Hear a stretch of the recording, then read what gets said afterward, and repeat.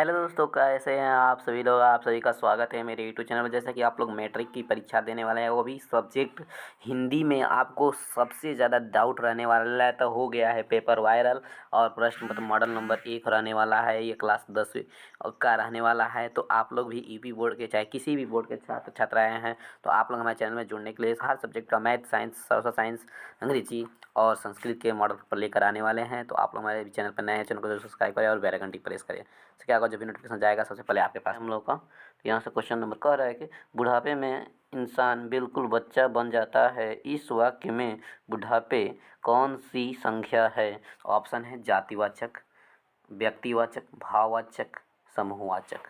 तो आप लोग का राइट आंसर देना है। तो इसका राइट आंसर होता है सी, ऑप्शन नंबर सी, भाववाचक संख्या। इसके साथ क्वेश्चन नंबर हम 2 की तरफ चलते हैं। क्वेश्चन नंबर 2 है कि विशेषण का मुख्य कितने भेद होते हैं? जो विशेषण होता है उसके मुख्य कितने भेद होते हैं? 4, 3, 5, 2। तो आप लोग का राइट आंसर देना है। तो ऑप्शन नंबर ए इसका राइट आंसर होता है। 4 होते हैं विशेषण के मुख्य भेद। ठीक है। साथ दोस्तों हम लोग चलते हैं क्वेश्चन नंबर 3 पे। क्वेश्चन नंबर 3 है, ये हिंदी व्याकरण आप लोग का वो मार्कशीट विकल्प वाला रहने वाला है। ऑब्जेक्टिव क्वेश्चन सारे हम पढ़ाने वाले हैं। एक बार में हम सोच रहे हैं कि 25 क्वेश्चन आप लोग को एक वीडियो में हम प्रोवाइड कराएंगे। तो आप लोग हमारे चैनल पे बने रहें अंत तक। तो यहाँ से देखेंगे क्वेश्चन नंबर 3, आपने क्या खाया है? इस वाक्य में कौन सा सर्वनाम है? आपने क्या खाया है? इस वाक्य में कौन सा सर्वनाम है? तो आप लोगों को ऑप्शन है 4। आप लोगों को नीचे कमेंट करके छठ दिन बताना है। तो आप लोगों का इसमें है प्रश्नवाचक सर्वनाम। ऑप्शन नंबर सी इसका राइट आंसर हो सकता है। इस साथ चलते हैं चौथा नंबर क्वेश्चन पे। चौथा नंबर क्वेश्चन पे हम चलते हैं और चौथे नंबर कहता है,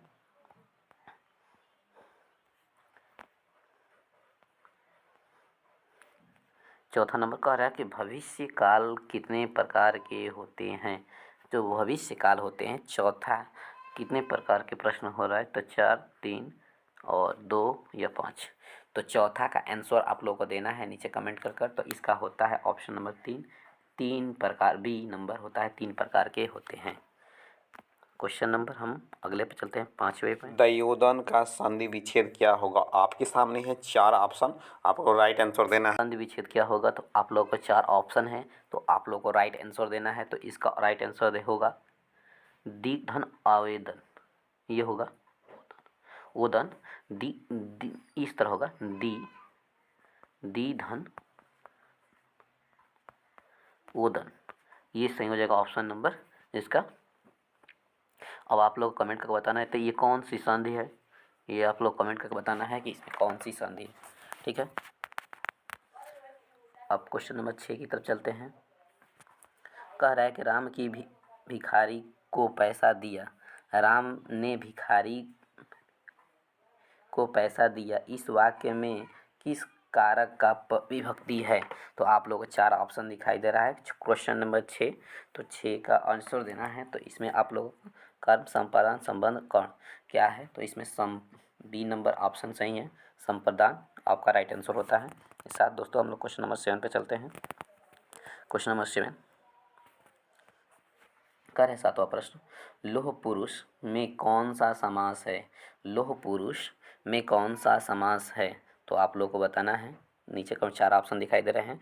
प्रश्न नंबर 7वां का आप लोग कमेंट करना है। जैसे 7वां का लिख रहे हैं तो 7वां का ए, चाहे 8वां लिख रहे हैं तो 8वां का बी, ऐसे लिख कर भेजना है, कमेंट करना है। ये आप लोग बी सी करते हैं तो समझ में नहीं आता है। ठीक है। तो आप लोग को बताना है लोह पुरुष में कौन सा समास है। ऑप्शन 4 हैं, तो 7वां का राइट आंसर बताना है। तो इसमें क्या है? कर्मधारय समास है। क्या है? कर्मधारय समास है। साथ हम लोग चलते हैं क्वेश्चन नंबर 8 पे। क्वेश्चन नंबर 8,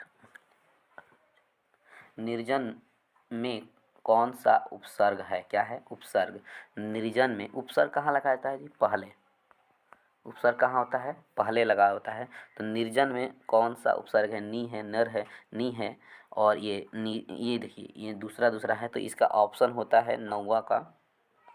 8वां का कौन सा सही हो जाएगा? तो ऑप्शन नंबर बी इसका राइट आंसर होता है। तो ऑप्शन नंबर सी, डी तो वही है।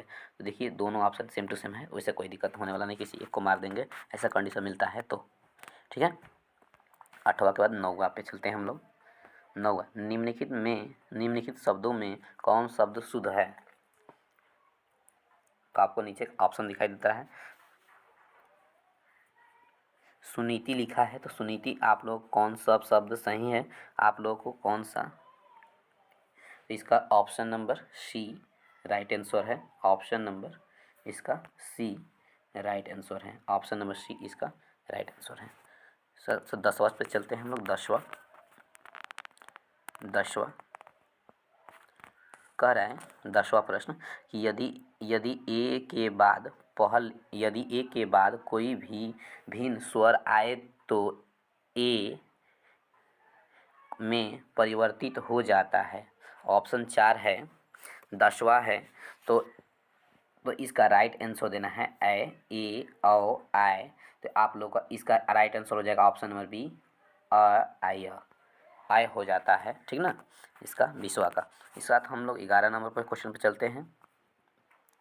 11 नंबर क्वेश्चन पे 11 नंबर कह रहा है, निम्नलिखित वाक्यों में कौन सा वाक्यांश शुद्ध है? तो आप लोग को आंसर देना है A number, option B C D. आपके दर्शन कब होंगे? मैंने यह काम कर रहा है। प्यास से ओठ सूख रहा है। मेरा बात सुनो। तो ये आप लोग का ऑप्शन है 11 का, हम लोग का राइट आंसर है क्या? तो 11 का ए नंबर ऑप्शन सही है। आपने दर्शन कब होंगे? आपके दर्शन कब होंगे, right answer. 12 number question 12 number question है कि हाथ साफ करना मुहावरा का सही अर्थ क्या है? हाथ साफ करना का मुहावरा का सही अर्थ करना, हाथ धोना, सफाई रखना, चोरी करना। तो इसमें ए ऑप्शन है गंदगी साफ करना। तो ये आपका 12 नंबर का है ऑप्शन नंबर सी चोरी करना, ठीक है।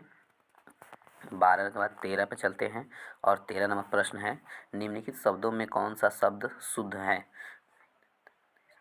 हितैषी लिखा है, हितैषी। तो हितैषी आप लोगों को सही क्रम में लिखकर बताना है। तो हितैषी कैसे लिखा जाता है तो हम बता दे रहे हैं। हित तमें ऐ के अंतर रहता है, पेट फरुआ श होता है, अब बड़ी का मात्रा होता है। कौन ऑप्शन में है जी? तो ऑप्शन नंबर सी है इसका राइट आंसर, ठीक है। ऑप्शन नंबर सी इसका राइट आंसर। इसके बाद 14 नंबर क्वेश्चन पे अंतिम में प्रत्यय है।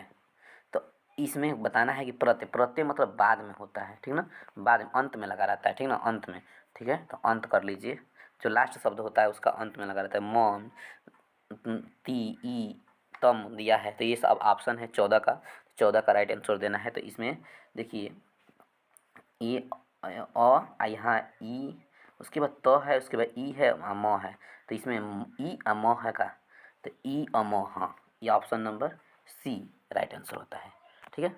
इस साथ हम 15 के बाद चलते हैं। 15 में अष्टध्यायी में कौन सा समास है? अष्टध्यायी में कौन सा समास है? अव्ययी भाव समास, द्विगु समास, बहुव्रीहि समास, अनवय समास। तो 15 का राइट आंसर देना है। तो ऑप्शन नंबर द्विगु समास ए नंबर सही हो जाता है। द्विगु समास 15 का ए नंबर सही हो जाता है। इसी साथ हम लोग चलते हैं क्वेश्चन नंबर 16। क्वेश्चन नंबर 16 कह रहा है कि भारत में बेरोजगारी एक प्रमुख अप्रत्यक्ष कारण क्या है? अप्रत्यक्ष कारण क्या है? सती प्रथा, दहेज प्रथा, जाति प्रथा, बाल विवाह प्रथा क्या है? तो भारत में बेरोजगारी का एक कौन सी अप्रत्यक्ष कारण है? तो 16 का right answer very very important रहने वाला है छात्रों के लिए। तो आप लोग बिल्कुल इस प्रश्न को बिल्कुल अनदेखा ना करें, अच्छे से देखें इसको, ठीक है। तो इसका राइट आंसर देना है। तो इसका क्या हो जाएगा राइट आंसर? आप लोगों को 16 का राइट आंसर हो जाएगा जाति प्रथा। क्या है? जाति प्रथा। जाति प्रथा बहुत ज़्यादा है, हर जगह पे जाति प्रथा है। तो आप लोग इससे बचें और इस पर ध्यान ना दें, अपनी पढ़ाई पर ध्यान दें। अभी आप लोग को पढ़ने का समय है, ठीक है दोस्तों। 17 नंबर बच्चों, 17 नंबर का देखिए, पेड़ का कमरा किसकी रचना है? तो ऑप्शन है विनोद कुमार शुक्ला, अशोक है, अमरकंटक है, योगेंद्र मिश्र हैं। तो ये है 17 का आंसर। आपको बताना है 17 का आंसर क्या होगा। तो 17 का ऑप्शन नंबर ए इसका राइट आंसर हो जाता है।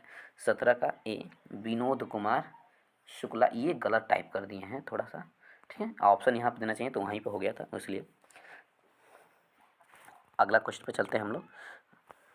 18 18 नंबर का है बी आर, ये है क्वेश्चन, बी आर नारायण ने किस किस कहानी का अनुवाद किया था। तो बी आर नारायण ने किस कहानी का अनुवाद किया था। तो आप लोगों को ऑप्शन 4 है, तो आप लोग को बताना है 18 का आंसर। तो 18 का आंसर है, जल्दी से कमेंट करिए। तो इसका बी नंबर ऑप्शन सही है, दही वाली मंगमा, ठीक है। इसके साथ हम लोग चलते हैं 18 के बाद 19वां पे। 19 नंबर प्रश्न है हमारा।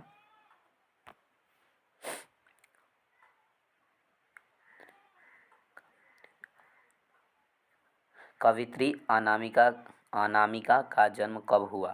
तो ऑप्शन है 1961, 1962, 1963, 1964। 19 का आंसर देना है। तो ऑप्शन नंबर इसका सही हो जाता है 1961 में जन्म हुआ था इनका, कवियत्री अनामिका का, ठीक है।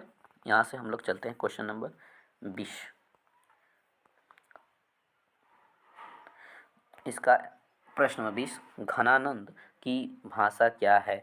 घनानंद की भाषा अवधी है, ब्रज भाषा, प्रकृत भाषा, पाली भाषा। तो 20 का आंसर देना है। तो इसका 20 का आंसर है, ब्रज भाषा का प्रयोग करते थे घनानंद जो जी थे, वो ब्रज भाषा का प्रयोग करते थे।